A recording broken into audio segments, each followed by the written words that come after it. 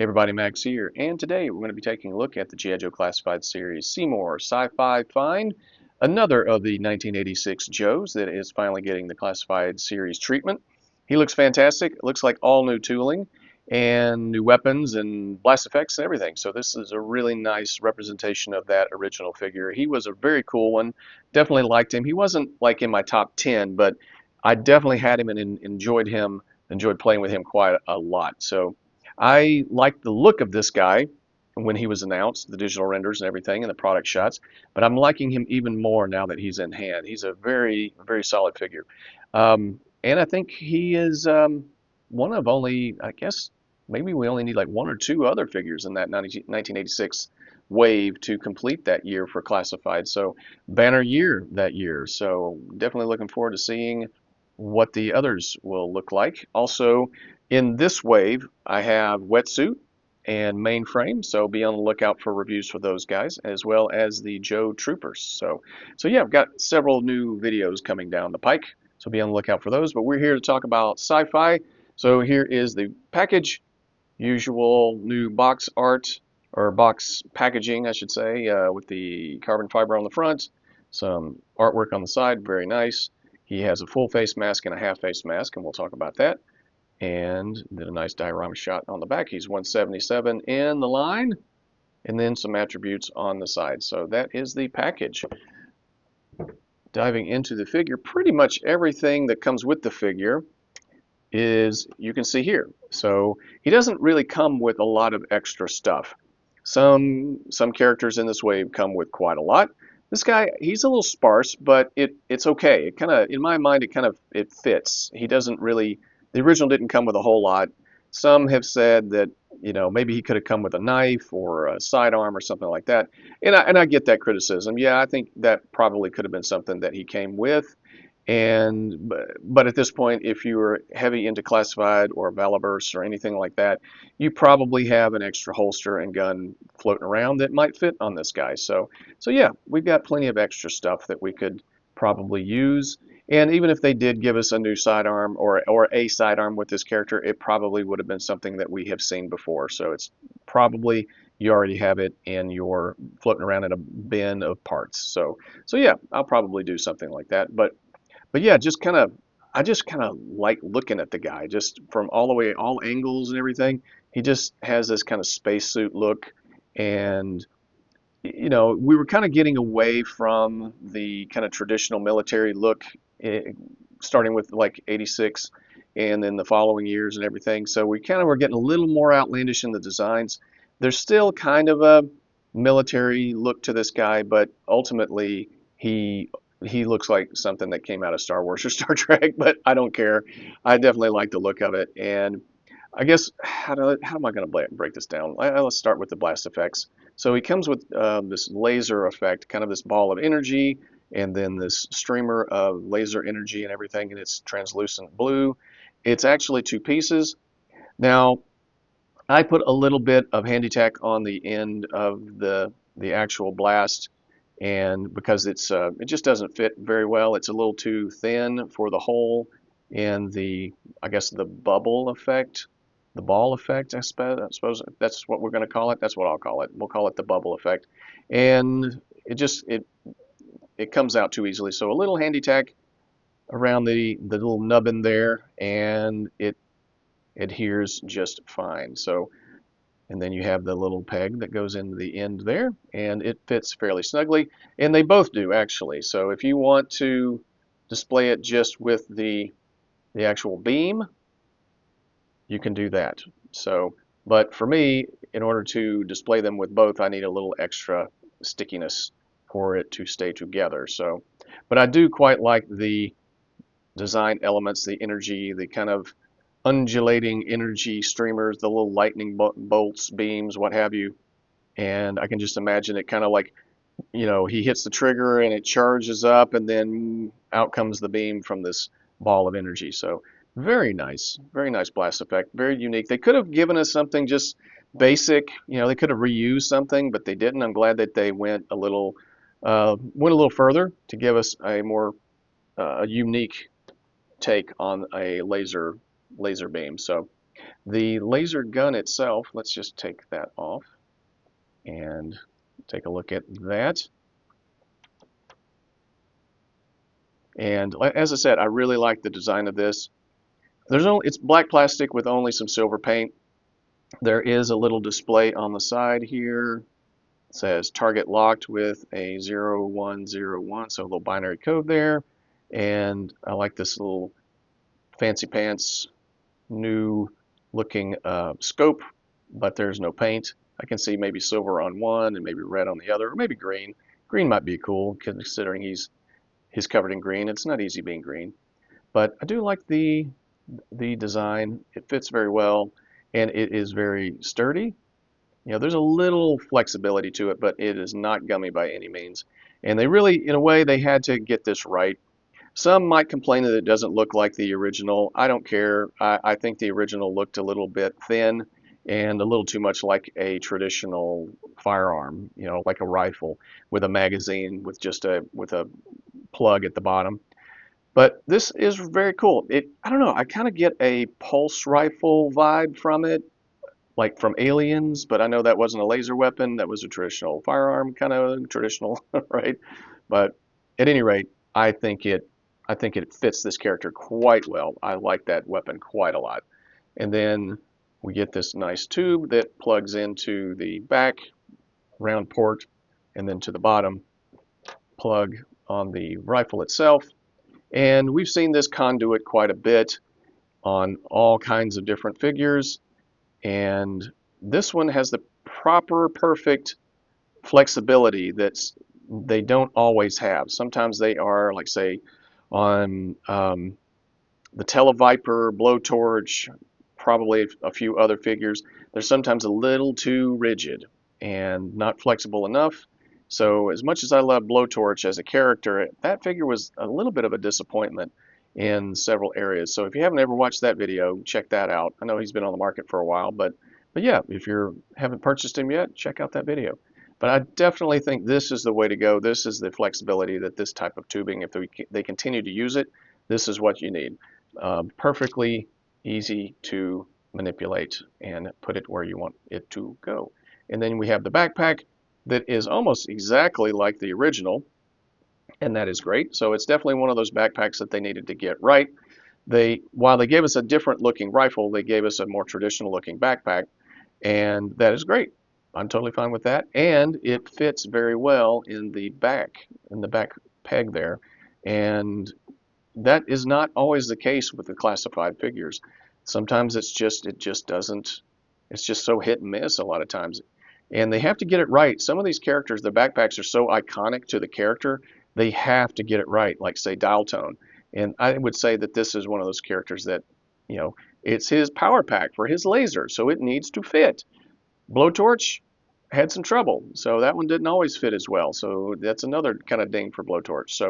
So anyway, talking a lot about Blowtorch in this one, but hey, we're here for sci-fi. Just some silver paint, just black plastic, some interesting design elements, and this brings us to the one of the criticisms that I have, and it's not. Some would probably rate this criticism higher. It doesn't bother me a whole lot, but I do think it is warranted. I do think that the criticism carries some weight. So the original backpack and rifle had a peg. You could peg it together. I forget if the peg came out and you poked it through the trigger guard, or if there was I think that's how it was. I think there was just, or maybe there was a plug or a peg on the side of the weapon and you plugged it into a hole. I don't remember. It was one or the other. But I do think they should have done something similar to that because, you know, they've done something like that before with this COBRA rifle, right? That can fit into somebody's backpack or into the back peg. Not so much on this guy, but you know, we've seen something like that before. So, given that one of the issues about, or not issue, but one of the, I guess, selling points of the classified line is that the weapons can be all stored. Now, he only comes with this weapon. He stores it by carrying it. Nothing wrong with that. But I guess some people would like to be able to, you know, if you're a photographer, to be able to, you know, adhere the rifle to the backpack like the original did. And so that would have been a nice little touch. So that's a minor ding. It doesn't really bother me a whole lot, but it probably bothers others. I don't know why they didn't just, put a little peg here on the side, somewhere, and then just a hole in the pack, and it just sticks together like that. It would have been simple, but that's not what we got. But it doesn't really bother me a whole lot. He is a fairly robust looking figure, I have to say. He's definitely solid, and I feel like he's well put together, new tooling and all of that. And he comes with his helmet comes off, and pretty cool face sculpt. That's one thing about Classified. I really feel like they do really well with face sculpts for the most part. Yeah, there's a few losers here and there. First Falcon, maybe Grunt. I didn't really care for Grunt. But this helmet is very nice, very well crafted. I guess this might be the third gripe, is that it's just silver plastic, and you can see the pore lines. I don't really care for pore lines, but I can see where I don't know, maybe the paint, they just didn't have the budget. They painted the chin strap, but they didn't paint the whole thing around. They painted it in a couple of places, but they didn't paint the whole thing. So you can definitely see the pore lines, and that makes it look shoddy and cheap in my opinion. But once it's on the figure, as you saw, it doesn't really take anything away. It's just one of those design elements that I don't quite like. And he has the removable half face shield, or eye shield, I guess, and it plugs in fairly well. They're kind of like a half aperture there, a little half slot, and it stays in fairly well. I haven't had it pop out or anything like that, which is kind of funny considering that it's clear plastic, but they painted this silver, and then black. So they went to that. They gave us that much detail, but they didn't paint the whole thing. So interesting, kind of interesting. So it looks like that, and then you have the full face guard, which I guess this would probably be the m.o.b.a.t. Looks like a space suit, space helmet. So if you were discharging a high energy particle beam rifle, I'd probably wear the full thing, but the half visor looks more like the original, and it's pretty kind of thick too. It's not cheap or flimsy or anything like that. It's not too thin, so that's nice touch. So yeah, so that is the helmet. It's a little soft, I will say this. Like without the face shield in it, you can. I mean, that's good and bad in a way. Like I prefer a little more rigidity to it, but it certainly makes it easier to get over, more flexible to get over the character's head. So, but head sculpt, very cool. Good paint on the hair, lots of fading there, and he has a very unique look. So, getting into the articulation as we finish up the review. He does not look down very far, and he does not look up very far because he has the ball peg, the dumbbell, and then he has a floating neck that doesn't really do a whole lot. So as always, you may have to cut out some material if you want that to want to get a little more range of motion. And then we come to the T-pose, and there we go. So he does get a really good T-pose, and this brings me to my second or third gripe. Probably the biggest gripe, the actual gripe that I really do have, this is the number one gripe, is the overlay. While looking very true to the original figure, I do not like that it has the shoulder pad, this upper portion comes over the actual shoulder and limits the range of motion. You can't just spin the arm. You can't just put his arm all the way up because of that thing. You can, like I said, you can get the T-pose, and that is it. There's something of a butterfly joint, and I can see the original figure had something like it came out, but it was all one piece, and it didn't limit any range of motion. It was, kind of the torso kind of flared out at the shoulder, you know, and it had these lines here at the top, but the arms were attached to the side. They weren't covered in any way. So you had full range of motion in the arms. I do not know why they just didn't cut this away and maybe just painted those lines on the shoulder or on the arms or made it a separate piece or something along those lines. So that is one of those design elements that I am scratching my head over, and it's one of those things that I am very sorely tempted to just take an X-Acto knife and cut that off so that I can get a little more range of motion. And that means a lot to me. So, but aesthetically it looks nice. Okay, the paint turned out really well. Yes, it's that silver plastic with the same pore lines, but the stripes, the straps, the tubing and everything, the black paint turned out really, really well. So there is that. But this is one of those things where I just think I may have to do a little customs work. So it does have good bicep swivel on both arms. It has double jointed pinless elbows, a little loose, you know, not too bad. You can kind of feel the little ratchets, the little detents in there kind of doing its thing.